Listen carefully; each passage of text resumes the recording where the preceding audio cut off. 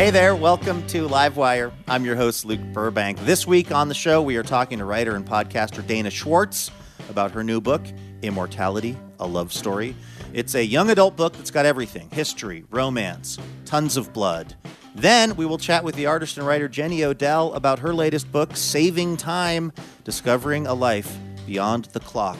The Washington Post, in reviewing the book, was apparently not that concerned about our time. They said it was an ambitious project that takes on time management, self-help, climate nihilism, our fear of dying, and the grind of corporate life, ultimately asking us to see time itself through different lenses. And then we're going to make sure we still have time for some music from Black Belt Eagle Scout, whose latest album is The Land, the Water, the Sky. That's all starting just after this news. Stick around.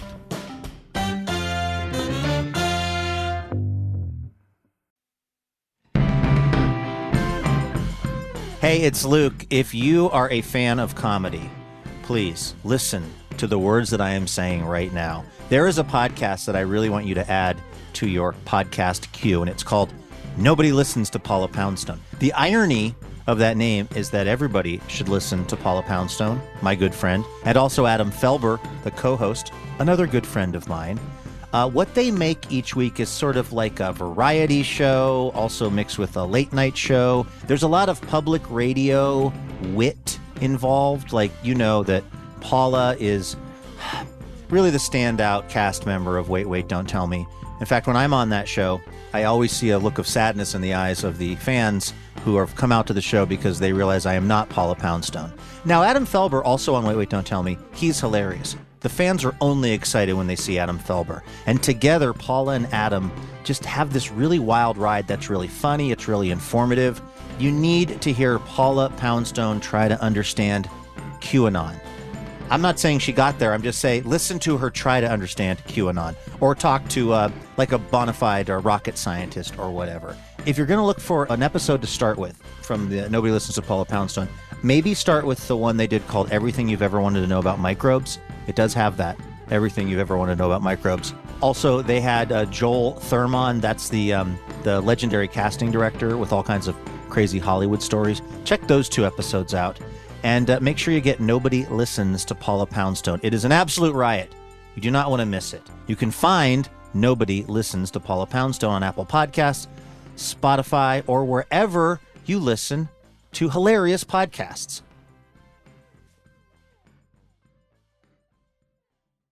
This episode of Livewire was originally recorded in May of 2023. Hope you enjoy it. Now let's get to the show. Hey there, Elena. Hey, Luke, how's it going? It's going very well this week. I'm excited to play another round of station location identification with you. Are you ready for that? Let's do it.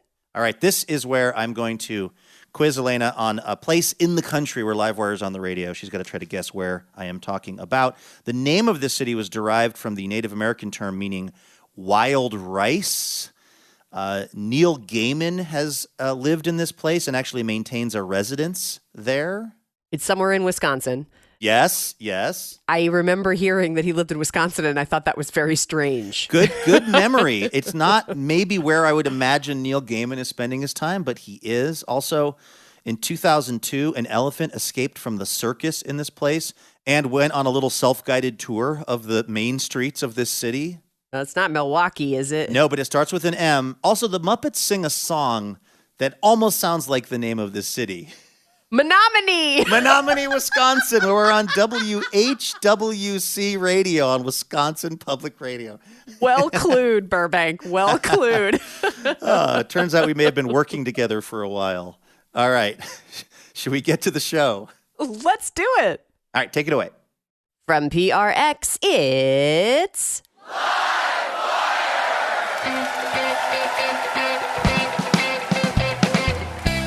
This week, author and podcaster Dana Schwartz. It's weird when random people, through accidents of their birth throughout history, are given control of armies. That's a weird thing, and bad things happen a lot of the time. And artist and writer Jenny Odell. I talk about productivity bros, which is my term for like a person who makes a certain type of content online about like crushing your morning and like making a smoothie at 3 a.m. or whatever. with music from Black Belt Eagle Scout and our fabulous house band. I'm your announcer, Elena Passarello, and now, the host of Livewire, Luke Burbank.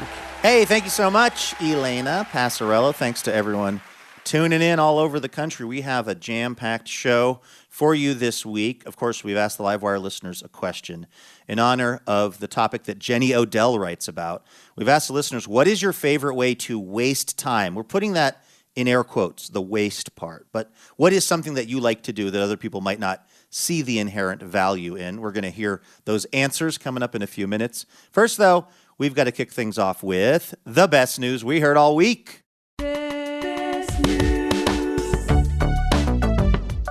This is our little reminder that there is good news happening out there in the world. Sometimes you just got to look for it. Elena, what's the best news you heard all week? Well, I don't know if you know this, Burbank, but it is Teacher Appreciation Month. Yay! Are you just bringing this up because you are yourself a college professor? I don't think college professors count in Teacher Appreciation Month. I think it's just K through 12. But in my heart, it's Teacher Appreciation Month every month. And they have just announced the 2023 Teacher of the Year. This is for the whole America Teacher of the Year. And it's a math teacher, a high school math teacher from Tulsa, Oklahoma, named Rebecca Peterson. And she's been teaching for over a decade. She actually started teaching college and then kind of decided to go the high school route. Mm-hmm. And when she did, it was really tough. You know, the first year teaching K through 12 is really difficult, really grinding, huge class sizes. She's a public school teacher.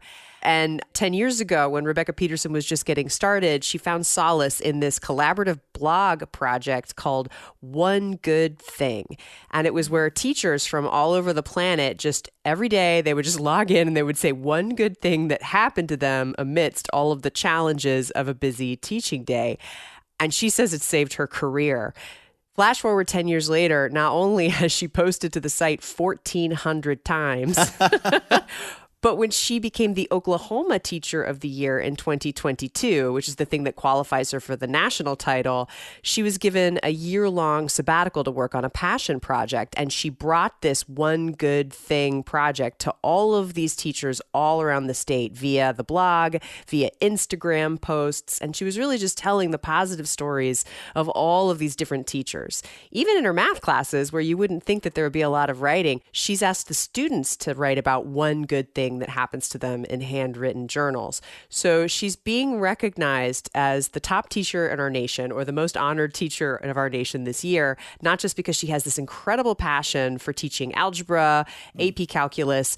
11 of her former students are already math teachers. So she's inspiring the next generation of math teachers, but also because she's got this practice of daily joy that is really making a difference in the lives, not just of her students and not just of her professionally, but other teachers that are doing the same incredible job that she's doing.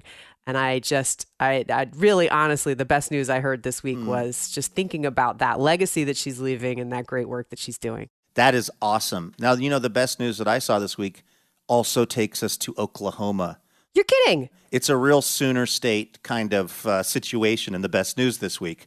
I heard about this thing that happened in Enid, Oklahoma. It's kind of a lazy Monday recently, and a resident of the sort of northwest part of Enid, Oklahoma, she's sitting on her porch and she's reading a book, and she starts hearing cries for help. And it's very piercing and very kind of troubling, to the point where she calls the police. And there are these two police officers with the Enid PD who report. Neil Story and David Sneed are sent out on this call of these mysterious cries for help. This is all, by the way, recorded on their body cams because, you know, we've got good documentation of these things now, hopefully. And so they show up in the general area where the screaming has been reported, and they're jogging down this dirt road, and the screams are getting louder, the screams for help. And they're really bracing themselves because, you know, you never know how one of these calls is going to turn out. And they round a corner, and what they see is a farmer standing next to his goat who's screaming for help because the goat's best friend has been shacked up in this other barn with the only female goat at the farm. Oh. for the last hour. So it's a love scream. It's not because the goat apparently was upset that he wasn't getting to be on the date with the female goat. He was bummed that his homie was in there. He was more sad about not being able to hang out with his buddy. This is as the farmer explained it to the police officers. These are Nubian goats, and Nubian goats are prized for their dairy production. I have to be honest with you. I'm such a city slicker. Until I read this article, it didn't occur to me that goat's milk needed to come from a goat's body. When I saw dairy production, I don't know where I thought it came from. Did you think it was just milk that goats preferred? No, I just hadn't given it any concentration in my life. When I was these Nubian goats are prized for their dairy output, I was like, I guess that's where goat's milk comes from. But they also are very vocal. And they're also very herd-oriented, very social with each other. And so this goat and his buddy would hang out all the time, and then his buddy went into the barn to go on his hot date, and they were separated, and this goat was really upset about the whole situation. I've heard those certain goats, when they scream, they sound exactly like humans. Well, that's where the whole Taylor Swift, right? There was the Taylor Swift meme of the song Trouble, where somebody intercut it with a goat bleating. That's right. It was pretty spot on. So the farmer said that the goat is going to be fine. He gave the goat some extra food. It calmed the goat down. Oh, and good. Everything is A-okay in Enid, Oklahoma this week, which is, for me, the best news that I heard all week.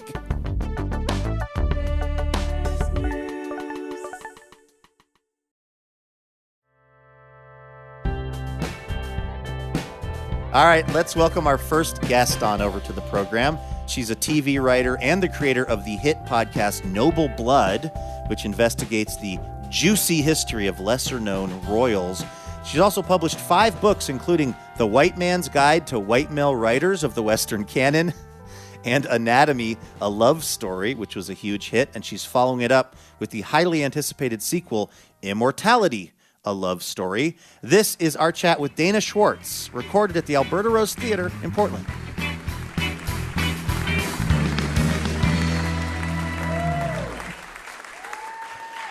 Hello. Hello, Dana. Welcome to the program. Thank you so much for having me. All right, let's talk about immortality and also anatomy. And I just mean as general topics. Yeah, no, easy. Yeah. I've mastered them both. Okay, good. No, those are the names of, did I say it's called a duology? A duology is what the kids call it. Yeah. Yeah, what kids? I don't. So it's these books are it's Hazel Sinnett. Hazel Sinnett is kind of the main character. Yeah. What's sort of her story? What's she doing in the book? Starting with anatomy. Yeah. So the 19th century was a wild time for medicine and surgery. If you didn't know, it was very gross. And people weren't donating bodies to science because that didn't exist. And so there was an underground industry of men who would dig up dead bodies and sell them to doctors to dissect. This is a real thing that happened. And Anatomy, a Love Story is a story about a young woman named Hazel who dreams of being a doctor. And because she can't study surgery, she forms this unlikely partnership with a resurrection man. And then, conflicts ensue. Mm-hmm. Now, these days, if you told your parents, I want to be a surgeon, they would be very excited. Yes. Be very proud. That was not the case in those days, right? For surgeons in general, they weren't regarded the same? Yeah. So this was sort of the era of barber surgeons. Surgeons were it was considered a very physical job because the technology didn't exist for finesse. This was breaking bones and cutting things open. So surgery was not considered a very intellectual field, and it was not considered a very ladylike field. What's kind of interesting is I was actually pre-med in college. And so I had to do the thing of telling my Jewish parents that I didn't want to be a doctor and that instead I was going to move to New York and try to make it as a writer. I was wondering about, I had noted that on your bio that you started out pre-med, but just medicine in general, is that something that you carry around as an interest even though you didn't end up pursuing it as your profession? Yeah, I think it was just something I always kind of loved. I'm not really grossed out very easily, and I find history very fascinating. I find medical history fascinating. And so the great thing about writing a book is you get to choose what to put in it, and no one stops you if you want to put the thing that you're the most interested in your book. So you get to research it for 6 months. It's great. that makes me think of a question that I had when I was devouring this book. I don't read a lot of YA novels, and this is visceral, deliciously visceral. Thank you, yeah. Is this an unusual thing to have this level of exciting, gross blood and guts? Or is it, actually, we kind of like this dark stuff? That is a great question, because when I started writing Anatomy, I didn't think it was either a young adult or an adult novel. The character is 17 because that was the age that a young woman would be at this point in her life when she has to make these decisions about what is my life going to look like. And it was sort of a decision that I made with my agent, after I had already developed the book, where it was like, okay, well, it's a coming of age story. It's a young woman figuring herself out. Young adult readers are so passionate. This might, appeal to younger people too. And fortunately, we now live in a culture where adults read YA, and it's not a clear line. So it was sort of a post-development decision to market it as YA. And the first conversation I had when I sold the book and was talking to an editor at a young adult publishing house, I was like, but you can't take out the blood. Please, I want it in there. Teenagers are weird and gross. Yeah. When I was a teenager, I was listening to My Chemical Romance all the time. Mm-hmm. And she was like, no, absolutely, we're keeping it in. So thank you, Wednesday Books. I found the books very readable and also did still have to look a few things up. I consider it to be just adult. What it turns out is the young people of the world are actually very smart and read at a higher level than I do. Is what it comes down to. Young adult novels is young women, and our culture loves to say that things that young women love is frivolous or unimportant, and young women have really good taste. Yeah. Well, these books are extremely popular.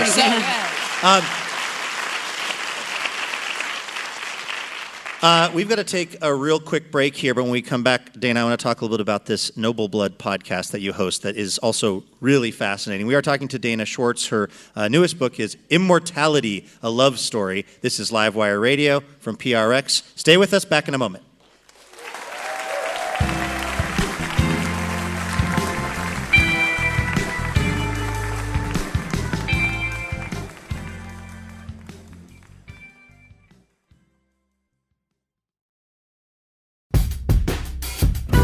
Hey everybody, it's that time of year again. You've got it marked on the calendar. You're hearing the music in all the stores. That's right, the Livewire Fall Member Drive is in full swing. And this is our goal, okay? We are trying to add 50 new members. I have a sneaking suspicion that a lot of you hearing my voice right now have always dreamed of being part of the League of Extraordinary Listeners, but maybe you've been busy. Maybe you've been meaning to get around to it but haven't, and here is how you can change that right now. For just $15 a month, you can get sweet perks, like a special shout-out on our broadcast. You can also get discounts for our live shows at the $15 a month level. At the $25 a month level, you'll get all of that. Plus, I will give you a call to say thanks. That's right, I will call you on a telephonic device and say thank you very much for supporting Livewire at the $25 a month level.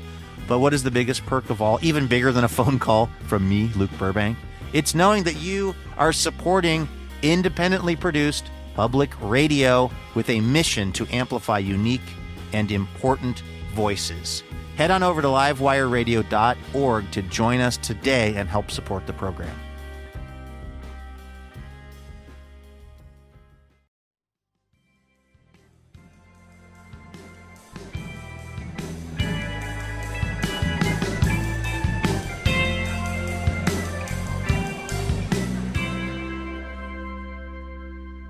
Welcome back to Livewire from PRX. I'm Luke Burbank here with Elena Passarello. We are at the Alberta Rose Theater in Portland, Oregon this week. Look at these wonderful people.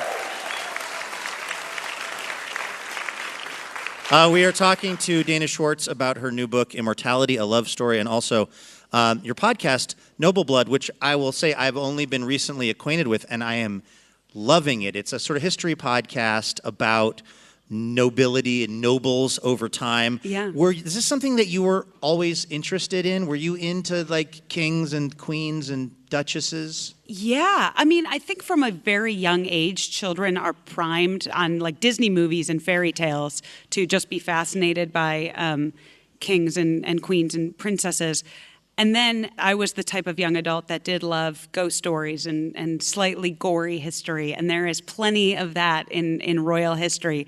So it was just something that I was always genuinely fascinated by and boring my friends and family about constantly. And so I consider a podcast where I talk into a microphone sort of a public service for those around me, because I'm not describing gruesome deaths over dinner to my husband.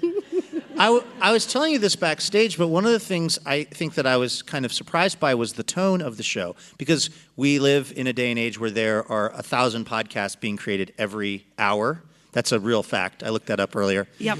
Yes. And what I've noticed is that so many of those shows are people, they're chat shows, they're people, and you're a funny person. I followed you on social media for years, and I sort of thought, okay, Dana Schwartz is doing a show about nobles. It's just going to be her and her, like, two funny comedian friends roasting, like the monarchy or something. And no, it's very historical, it's very serious, and it's very informative. What is the research process for putting one of these episodes together? It is a very in-depth research process, but I sort of love it. I feel like a detective. I love finding, you would be so surprised by how many sources repeat wrong information, like casual sources, like internet websites, like pop news websites. But once you go back to the original sources, you just feel like such a detective. So I mean, it's a fully researched, scripted podcast. Because these are all subjects that I'm fascinated in. So it's like you find an individual character. Like in Immortality, I wove in a few of the figures I've researched, like the Mad King, George III, his son, who became George IV, and George's granddaughter, Princess Charlotte. And these are figures who are sort of forgotten in pop culture. I mean, we know like maybe a sentence about each one at large. But once you dig into these stories, it's like the juiciest gossip you've ever heard. It's unbelievable. And so it takes a little bit of time to read through everything I can and to try to understand it as best I can, and then to put it back out into a form that's hopefully entertaining. Do you think we should get rid of the monarchy and like nobility? It seems like such a anachronistic, hurtful, and totally made up BS thing. Yeah. I mean, it's sort of weird. I mean, sometimes people think I'm a monarchist because I have a podcast talking about historical monarchy. Mostly it's just because I find it very interesting, and it's weird when random people, through accidents of their birth throughout history, are given control of armies. That's a weird thing, and bad things happen a lot of the time. So as someone who loves researching in the history, it's fascinating. I don't know if we should have a monarch. I'm glad I'm not in charge of that decision. I think now it's sort of a mascot. They're selling like plates. I don't think they should be making decisions. If they did put me in charge and they asked me what they should do, and I've gone on the record for saying this, I think they should skip Charles, skip William, and go straight to the little baby, go straight to George with the little pink cheeks, and he wears shorts. He's darling. Everyone who would be against the monarchy if it was just a little blonde baby with rosy cheeks. You mean current age? Go to the current age child, not wait for him to grow up. No, Make a 4-year-old. 5, yeah. Make him the king. Put him on plates. People would love it. I would love it. I mean, it's kind of, there's an amazing author, Hilary Mantel, who's written a brilliant essay on the monarchy that, will say all of this much more articulately than I have. But she looks at monarchy and asking if we should have the monarchy is like saying, like, should we have pandas? Like, she's saying we're like keeping these human beings in captivity. Maybe it's not even ethical for them. Right. Well, speaking of the ones that escape captivity, one of the episodes of the podcast addressed basically he was like very short-term King George. No, Prince Edward VIII. Yeah. Prince Edward VIII, sorry. I was like, oh my God, I'm getting flashbacks of high school. I have a hard time keeping all these Anglo names straight. Okay. There are a lot of So Edward VIII, he was the one that married Wallace Simpson, the American who was a divorcee, right? Yeah. And you have this episode of the podcast where it talks about him going and kicking it with Hitler. Yeah. And you mentioned on the show, and I think this might be citing some other sources too, that Hitler was on the record as saying if he had actually stayed king in England, that Hitler thinks that he would have prevailed in the war. Yeah, I mean, Hitler said a lot of wrong things. Oh, really? Wow. But you never know. You heard it here first, Yeah. folks. Surprise. I didn't know the hot takes would be coming out. Yeah. But it is wild. I mean, looking at all of this history that, that's the wild thing about monarchy and why I love my podcast, Noble Blood, and why I truly will never run out of episodes.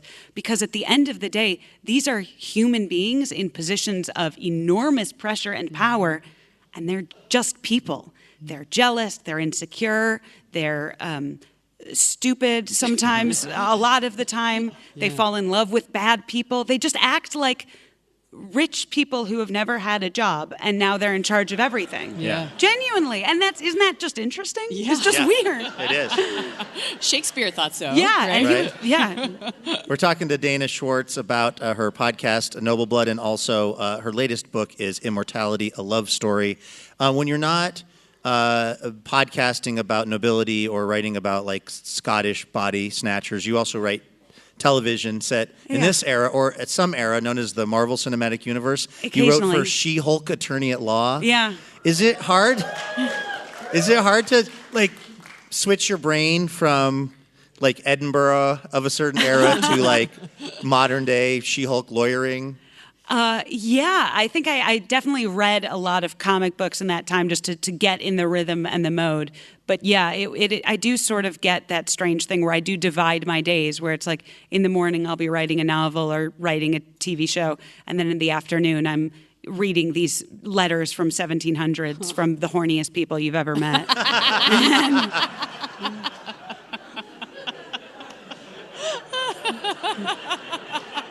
This is Livewire we're talking to. Oh, we're Writer and recording podcaster. We call that, in the business, we call that a reset. We're talking to Dana Schwartz. Okay, Dana, as we have been discussing, you are very familiar with some more obscure, sort of lesser-known nobility and royals throughout history, but we were also wondering how up to speed you are on the sort of current crop of royals, the obscenely famous ones that we have here in the modern day. So we want to do a little exercise here. We wanted to read you a headline about the royal family, and we'd like you to tell us if you think this is something that was actually ripped from the headlines, or is it something we made up? We're calling this game Palacy or Fallacy. Oh!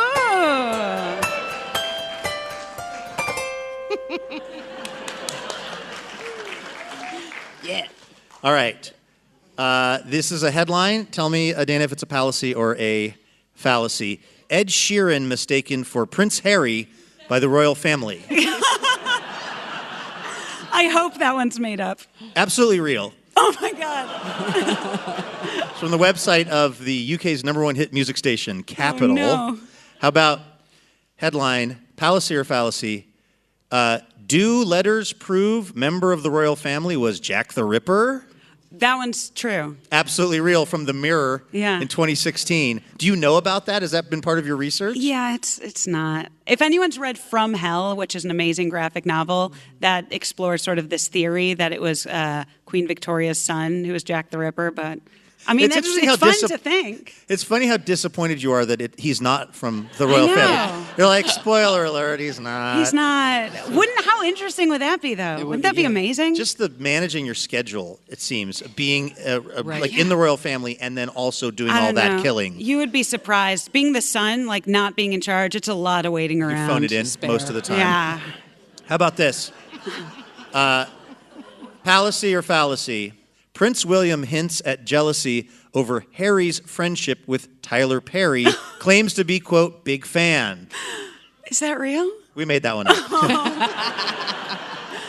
I would like to believe Prince William's a big fan of Tyler Perry.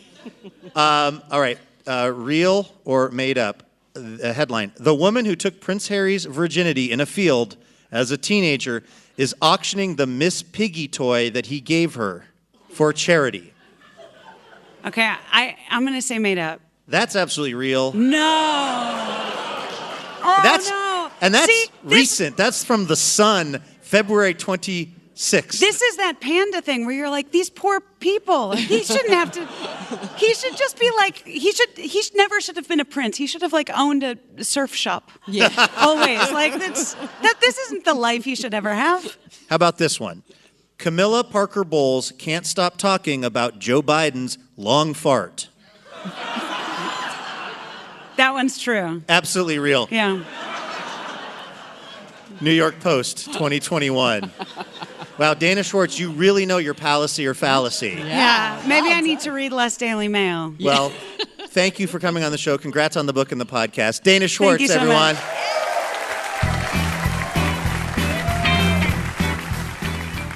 That was Dana Schwartz right here on Livewire. Her new book, Immortality, A Love Story, is available now. And you can listen to her hit podcast, Noble Blood, wherever you get your podcasts. Sometimes checking your email, let's be honest, can be a little stressful. But we want to change that over here at Livewire. We want to make checking your email more joyful with our weekly newsletter, which is only good news. That's all we do over here at the Livewire newsletter. We got sneak peeks and deep dives on upcoming events, details on where you can join us live, new episode drops, and even more than that. Getting this drop of joy, it's super easy too. You head over to livewireradio.org and you click Keep in Touch. It takes like 30 seconds, 25 if you're speedy. So help us help you have a little more fun in your inbox with the latest from the Livewire newsletter.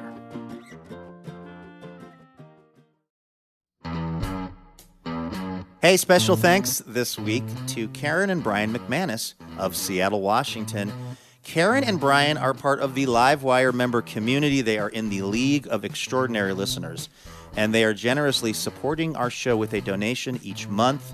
And we are very, very thankful for that because it is how we're able to keep doing Livewire 52 times a year.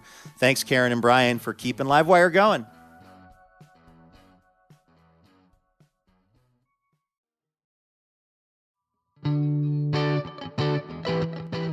This is Livewire. Each week on the show, we ask our listeners a question this week because we're talking about time with Jenny Odell.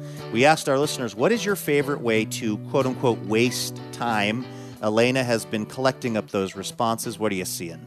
This one's from Ellen. Ellen loves to look at house listings in cities I could never afford to live in. I so identify with that. I can't even tell you because I tend to travel a lot for my various media jobs. And when I drop into a city, I've got that Redfin app out. Like, it's my version of Tinder.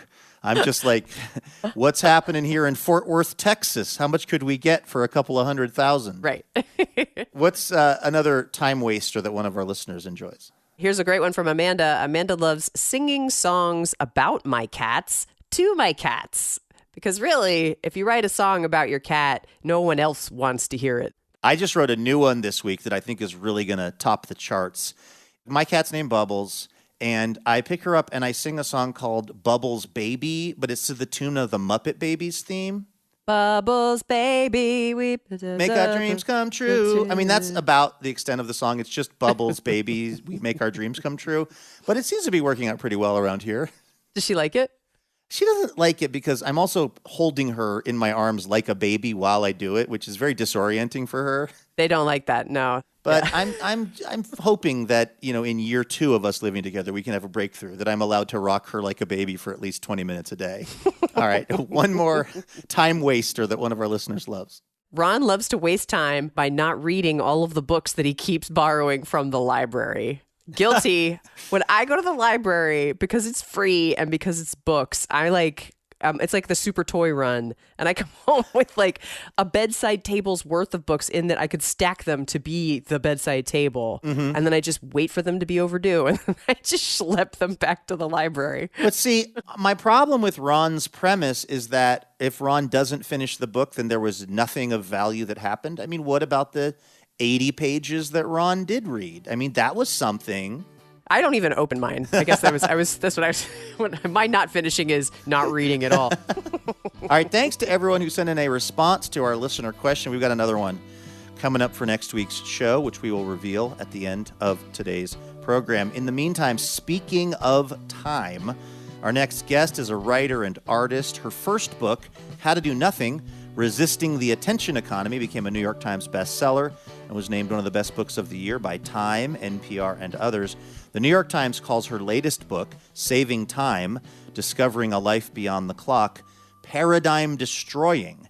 Take a listen to this. It's our conversation with Jenny Odell, recorded at the Alberta Rose Theatre in Portland, here on Livewire.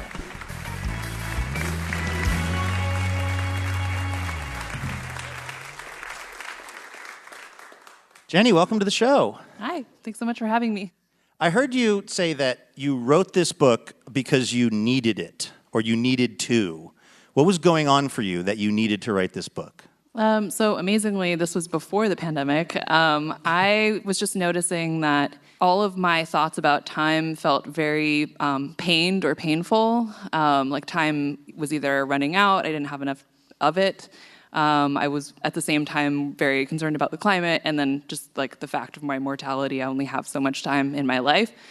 And so I just felt like that was an unsustainable attitude towards time, and I wanted to find something that felt more hopeful.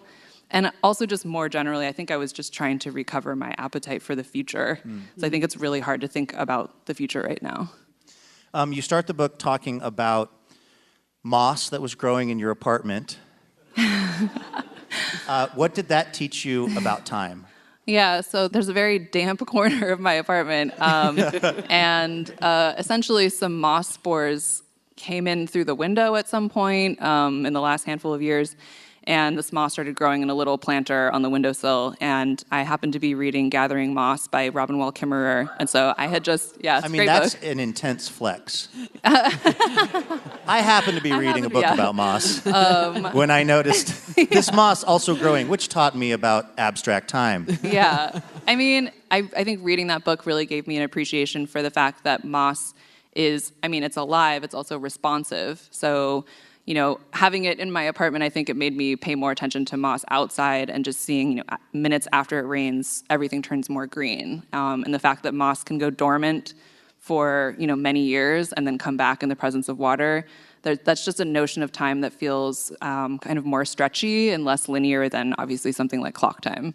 Mm-hmm. Well, you write about this in the book, what are the sort of different times that you talk about in the book?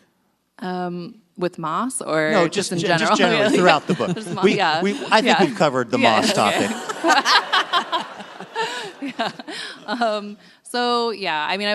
I was kind of trying to think of like different languages of time, different ways of thinking about time. So like the most obvious one is time is money, which because it's so common and something that we take for granted, I think it's actually really helpful to just look at the history of how time came to be conceived of as money. And also just kind of make the point that that's one language about time of many. So the rest of the book is thinking about ecological time, geological time, communal time, crip time, which is a term from disability studies about, the fact that someone with a disability kind of runs up against industrialized clock time, but also points to the ways in which that's inhumane for everyone, not just people who are disabled. So it kind of starts with the time is money concept and then tries to zoom out from that and find these other languages of thinking about time. Was it you and your friends are saying like beans is money? Oh, that's your thing? Time is beans. What is that? What does that mean? So that is like the unofficial motto of my book, Time is Beans, because I mentioned this story about this friend of mine who's in her 70s. She basically bought some beans from somewhere 20 years ago, doesn't remember where she got them. She grew them. They were very delicious. She also gave them to her friends. Those friends thought they were also delicious. Now she doesn't know where to get them, but luckily those friends had grown some of them to maturity and gave them back to her. And now she speculates this lineage of beans has spread across the entire country.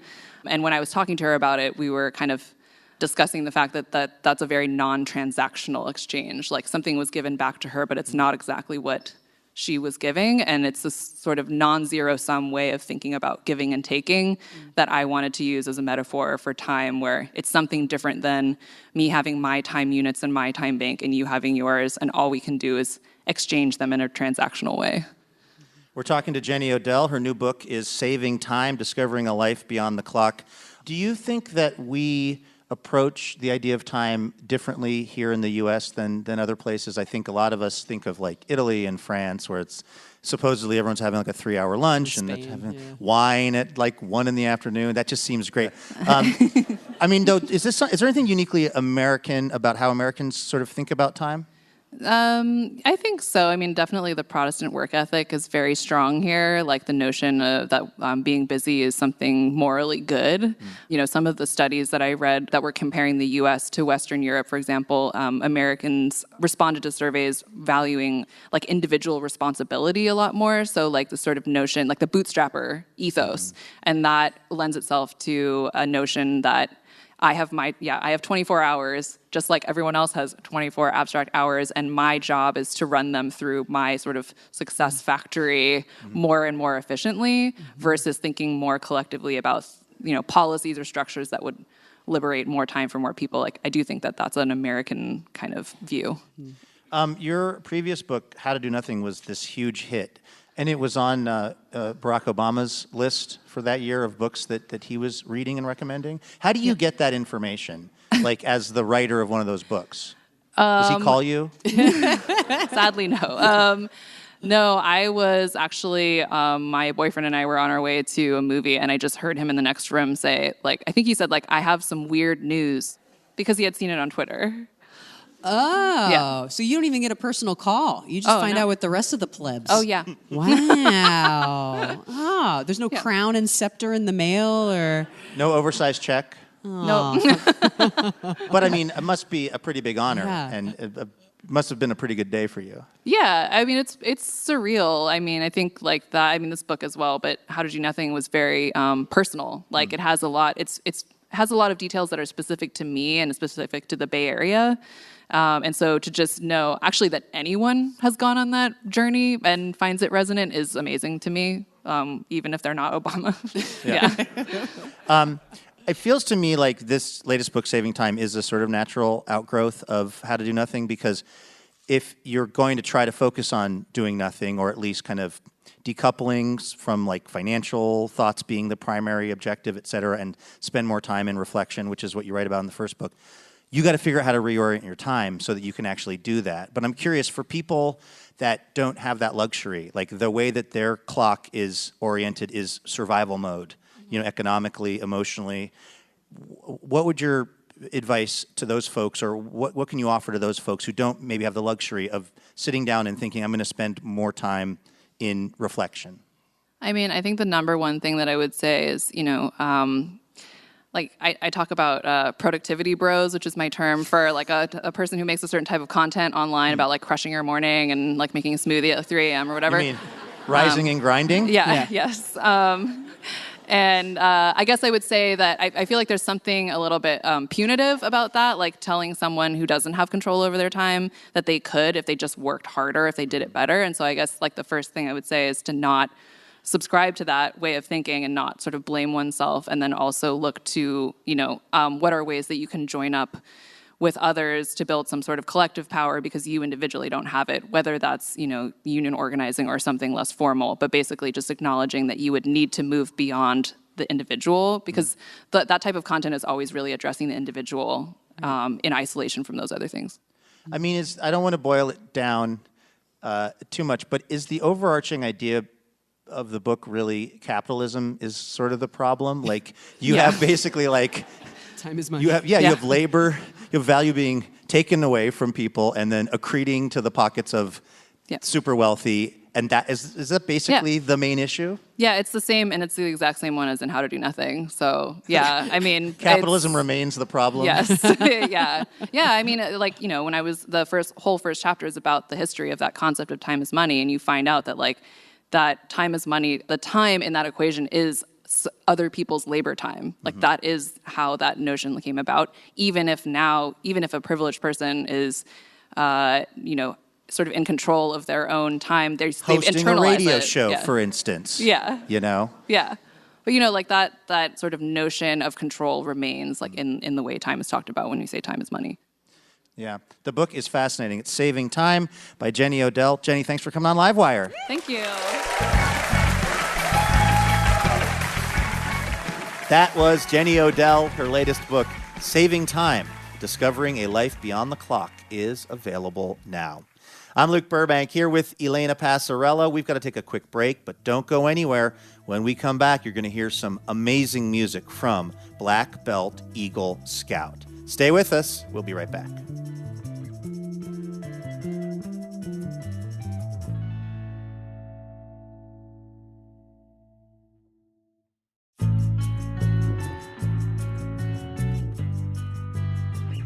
Welcome back to Livewire from PRX. I'm Luke Burbank here with Elena Passarello. Okay, we have got to get to our musical guest, but before we do that, a little preview of next week's show. We are going to be talking to podcast host and public radio legend Sam Sanders. He's, of course, also a pop culture connoisseur. He's one of the co-hosts of the really fun podcast Vibe Check. He was the founding host of NPR's It's Been a Minute. And we are going to be getting some of Sam's reactions to some of the big pop culture stories out there. Then we're going to hear some music from the indie folk duo Sway Wild. Plus, we're going to be looking to get your answers to our listener question. Elena, what are we asking the listeners for next week's show? This is sort of a year-end wrap-up question. We want to know, what has been your favorite piece of pop culture from the past year? All right, if you have answers, go ahead and send them in to us on Twitter or Facebook. We're at Livewire Radio. This is Livewire from PRX. Our musical guest this week grew up on the Swinomish Indian tribal community in La Conner, Washington, where she was influenced by the cultural singing and drumming of her family, as well as bootleg tapes of Hole and Nirvana.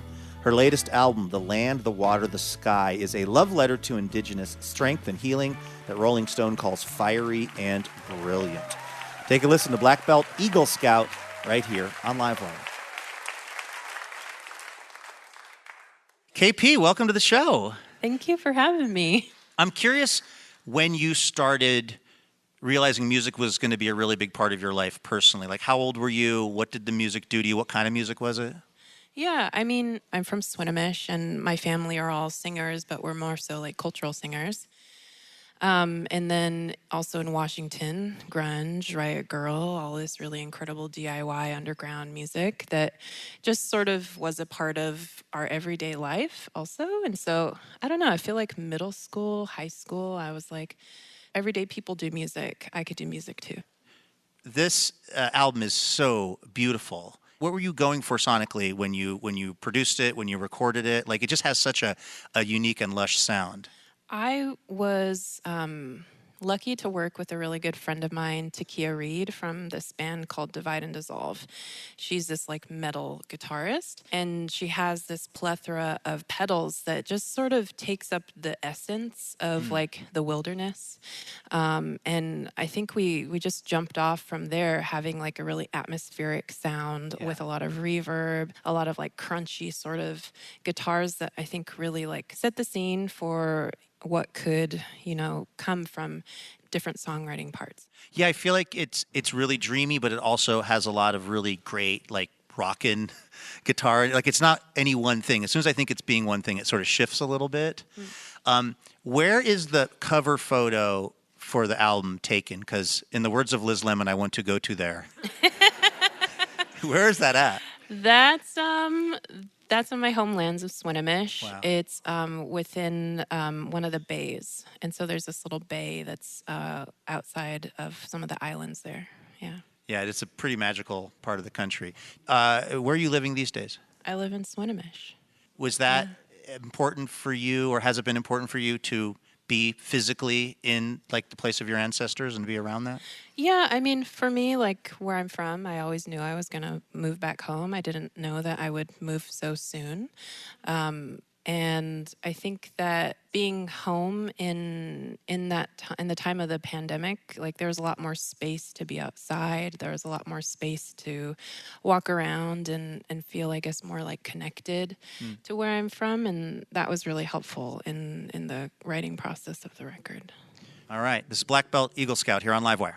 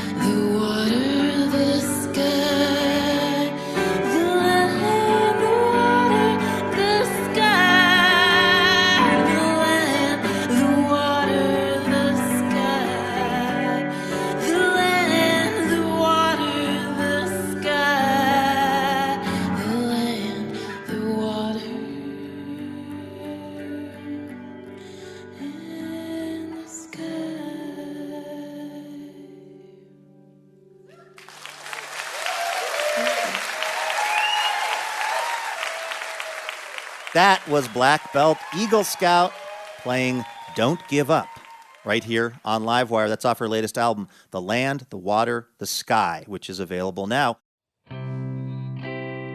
That's going to do it for this week's episode of Livewire. A huge thanks to our guests, Dana Schwartz, Jenny Odell, and Black Belt Eagle Scout.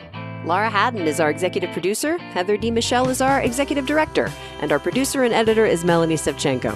Molly Pettit is our technical director, and our house sound is by D. Neil Blake. Trey Hester is our assistant editor. Our marketing and production manager is Karen Pan. Rosa Garcia is our operations associate. Jackie Ibarra is our production fellow, and Aunt Diaz is our intern. Our house band is Ethan Fox Tucker, Sam Tucker, A.L. Alves, and A. Walker Spring, who also composes our music. This episode was mixed by Molly Pettit and Trey Hester. Additional funding provided by the Marie Lamfrom Charitable Foundation. Livewire was created by Robin Tenenbaum and Kate Sokoloff. This week, we'd like to thank members Karen and Brian McManus of Seattle, Washington. For more information about our show or how you can listen to our podcast, head on over to livewireradio.org. I'm Luke Burbank for Elena Passarello and the whole Livewire crew. Thank you for listening, and we will see you next week.